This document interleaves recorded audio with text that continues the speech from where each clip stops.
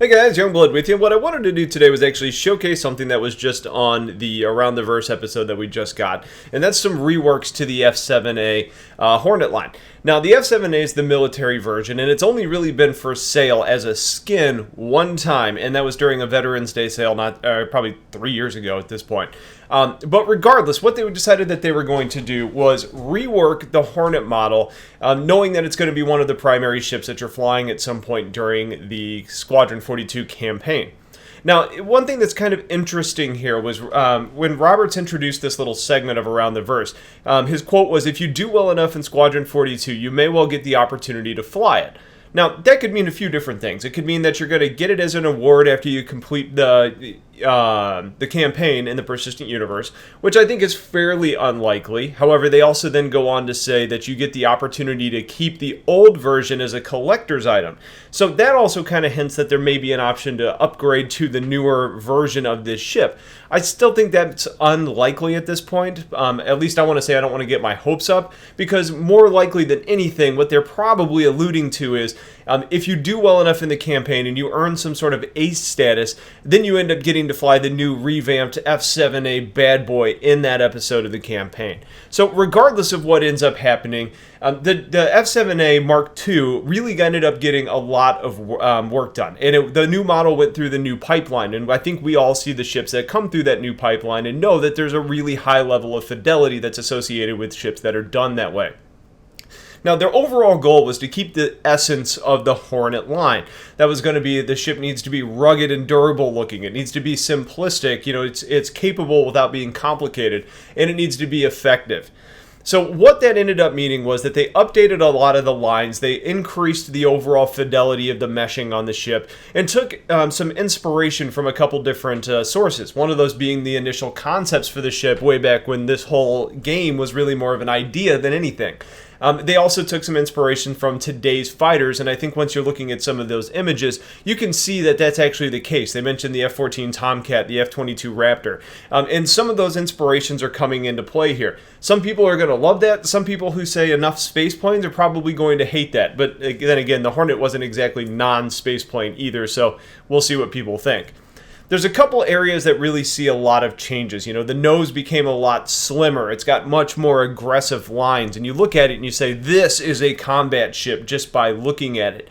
It may not look as durable, but it looks a lot meaner.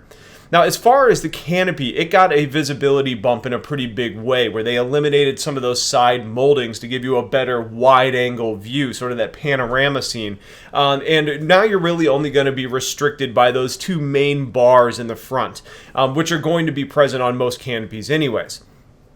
The landing gear on the ship ended up being moved into the body of the ship instead of kind of off the, out a little bit further wide. And what that means is that it actually folds up into the hull for an overall sleeker look. The air ducts got slimmed down. They ended up being brought in towards the center of the ship a little bit. They're kind of angled back a little bit instead of just being a square up front. They're now kind of sliced back a little. And really the biggest change we see on this ship is on the bottom. On the current Hornet models that we see today, you see the bottom of the ball turret. There's almost that open area, and it kind of looks a little bit unfinished in a way. Now, on this F7A Mark II, it ends up being all closed in, and it looks a hell of a lot better. The lines are better. It almost kind of curves in to kind of create this nice dynamic look. It's a lot sleeker. The body as a whole is slimmer. It's lower. The rear wings are smaller and kind of fold back a little bit more aggressively. And now there's some more functional things that have changed too. Like the missiles are now hidden inside the ship, almost like the Saber, instead of being just mounted on a quad rack on the wings, which not only gives it a cleaner look and probably a more practical application, but it also probably means that it's going to end up having a better stealth signature at the end of the day. You're not going to have that IR or EM pulse coming off of just exposed hot missiles. They're contained within the hull of your ship. They also mentioned changing the maneuvering thrusters, where they get moved into optimal locations, where they're now equidistant from the top and bottom and side. So they're perfectly placed on the ship.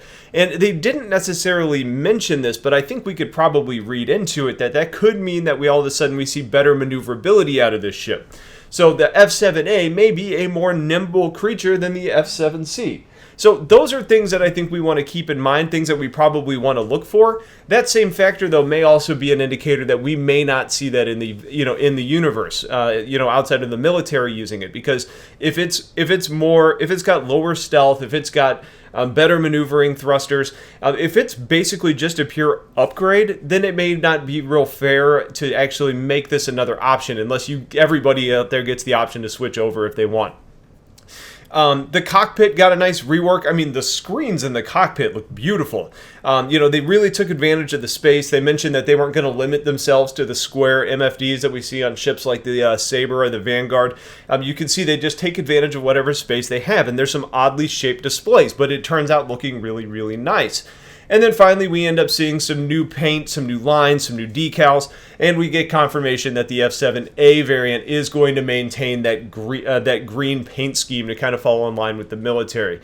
There were mentions of other colors, which is something that kind of swings it back in the other direction. If they're saying green is for military, but there's other paint schemes in mind, then you may see blue for civilians, and it may be a lowered, watered-down version.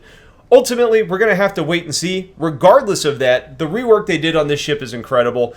Some of you may not see a lot of these changes as big, but I look at them and say this is a huge rework, and it looks great, and I'm glad they did them. So if you have questions on any of this, please let me know. Otherwise, I hope you guys enjoyed this. Stay tuned for more content. Have yourselves a wonderful day, and take care.